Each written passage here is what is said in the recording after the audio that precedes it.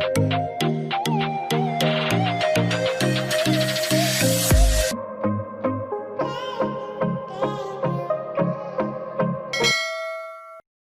बारे में, ये भी टेक्स्ट से रिलेटेड ही है, लेकिन अपन किसके बात करेंगे, फॉन्ट के लिए। ये फॉन्ट के लिए अपन कैसे कैसे वर्क कर सकते हैं सीएसएस के अंदर।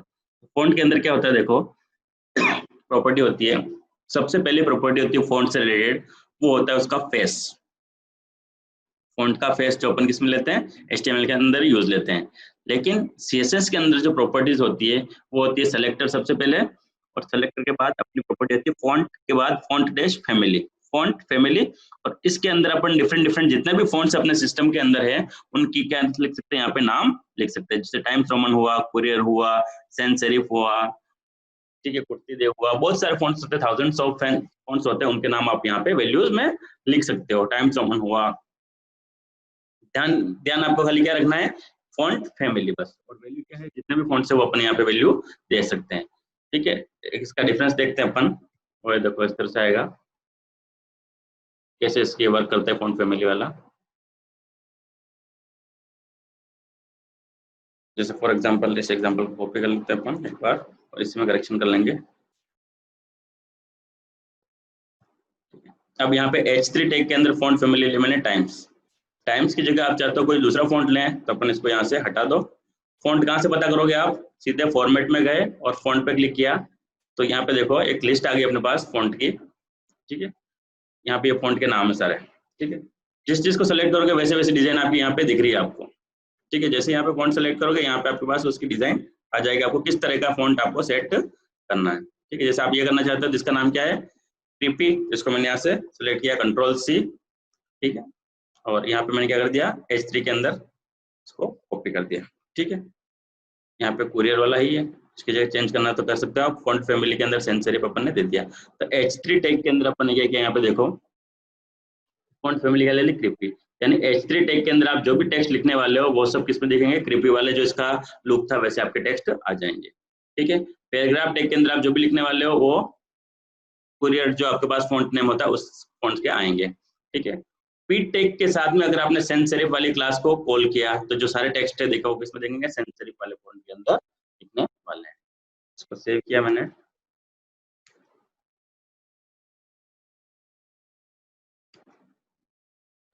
अब इसी का आउटपुट देखते हैं अपन, ये देखो आ गया।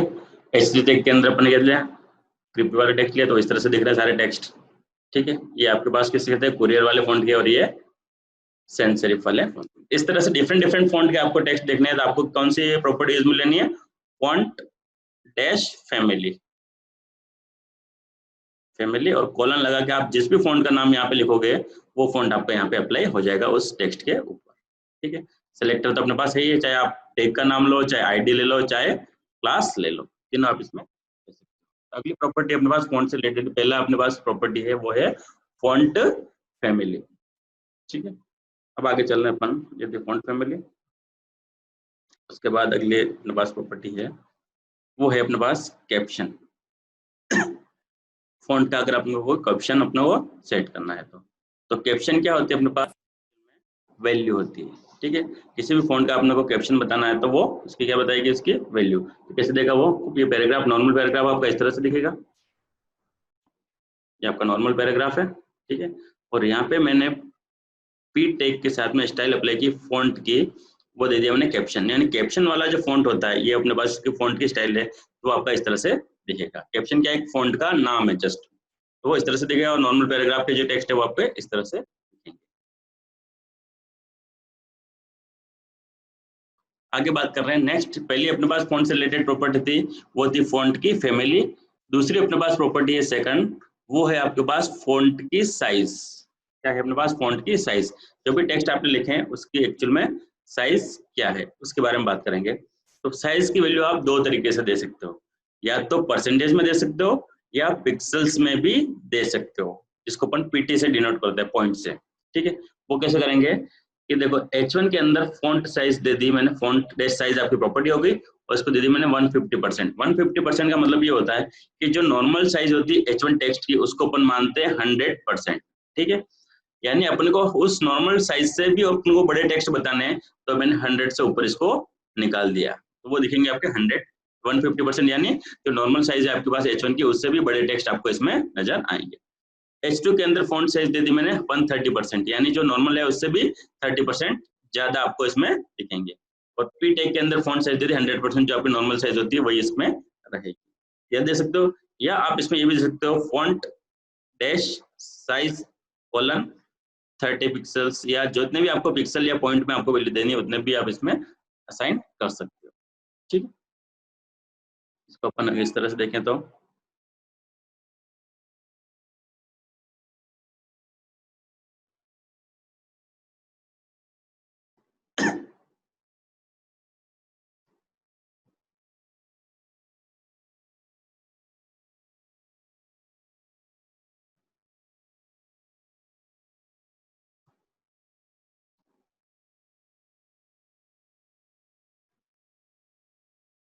ठीक है, ये देखो नॉर्मल से आपके थोड़े बड़े दिख रहे हैं H1 वाले, ये H2 वाले से नॉर्मल से बड़े, और ये पैराग्राफ की नॉर्मल साइज है वो ये रहेगी। फॉन्ट साइज दो प्रॉपर्टी हुई फॉन्ट से रिलेटेड, एक तो फॉन्ट की फैमिली और दूसरी थी अपने पास फॉन्ट साइज। इसमें आप पिक्सल्स में भी दे सकते हो और परसेंटेज में वैल्यू दे सकते हो। अगली अपने पास फॉन्ट से रिलेटेड होती है प्रॉपर्टी, वो होती है फॉन्ट की style. Font style, font style में क्या होता है, इसमें डिफरेंट वैल्यू होती है। देखो इटैलिक, नॉर्मल और ओब्लिक। इटैलिक का मतलब नॉर्मल जो इंक्लाइन टेक्स्ट होते हैं वो, ये नॉर्मल टेक्स्ट आपके, और ओब्लिक का मतलब थोड़े से एंगुलर आपके इसमें दिखेंगे। इटैलिक का लिखना है कि उनका जो एंगल होता है आपके पास, वो एंगल का डिफरेंस है, ठीक है, और कोई डिफरेंस नहीं है। तो ये तीनों वैल्यू अपने इसमें दे दी फॉन्ट स्टाइल के अंदर, इटैलिक, नॉर्मल और ओब्लिक। ठीक है, इसका यूज अपन जहां पे भी लेंगे ऐसे, ठीक है। तो फॉन्ट स्टाइल में इटैलिक आपके इस तरह से आएंगे, नॉर्मल इस तरह से आएंगे और ओब्लिक इस तरह से आएंगे। ये प्रॉपर्टी है फॉन्ट से, फॉन्ट स्टाइल। तो फॉन्ट से रिलेटेड अपन ने प्रॉपर्टी कौन कौन सी पढ़ी, पहले फॉन्ट फैमिली, फॉन्ट की साइज और फॉन्ट की स्टाइल, तीसरी। ये इसका आउटपुट है इसके सामने। उसके बाद अगले अपने पास आती है प्रॉपर्टी, वो है फॉन्ट से रिलेटेड, वो है फॉन्ट की एक साथ अगर अपने को कुछ वैल्यू देनी है, ठीक है। तो कैसे दिया अपन ने फॉन्ट के एक साथ वैल्यू, फॉन्ट जो आपके पास प्रॉपर्टी है उसमें इटैलिक भी रखना है उस टेक्स्ट को, स्मॉल लेटर भी दिखने हैं और कैप्स में भी लिखना है, और उसकी साइज होनी चाहिए 12 पिक्सल और एरियल उसका फॉन्ट होना चाहिए।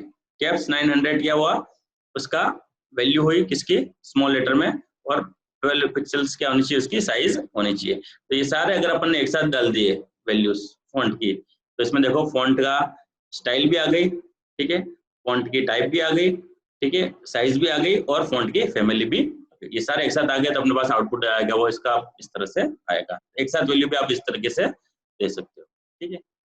अब आगे चलते हैं अपन CSS की बॉर्डर, ये अपन कल डिस्कस करेंगे, बॉर्डर वाला आपका पूरा बड़ा टॉपिक है, ठीक है। तो एक बार आप इतना प्रैक्टिस करो फॉन्ट से रिलेटेड जो बड़ा अपन है, तो फॉन्ट की एक साथ वैल्यू दे सकते हो, फॉन्ट की स्टाइल, फॉन्ट की साइज, ठीक है, उसके बाद कैप्शन, फॉन्ट की फैमिली, ये फॉन्ट से रिलेटेड थी अपने पास, और उसके बाद टेक्स्ट से रिलेटेड जो थी वो थी आपके पास, टेक्स्ट से रिलेटेड कौन कौन सी प्रॉपर्टी थी वो इसमें देखते हैं अपन। टेक्स्ट का कलर, ठीक है, कलर, बैकग्राउंड कलर, ठीक है, उसके बाद letter spacing, line height, alignment, text alignment, text decoration, text indent, उसके बाद text transform, direction, white space, उसके बाद वर्ड रैपिंग, ठीक है। ये थे किससे रिलेटेड थे अपने पास, टेक्स्ट से रिलेटेड थे, और वो सारी तीन प्रॉपर्टी, तीन चार प्रॉपर्टी किसके रिलेटेड थी आपकी, फॉन्ट से रिलेटेड, ठीक है। तो इन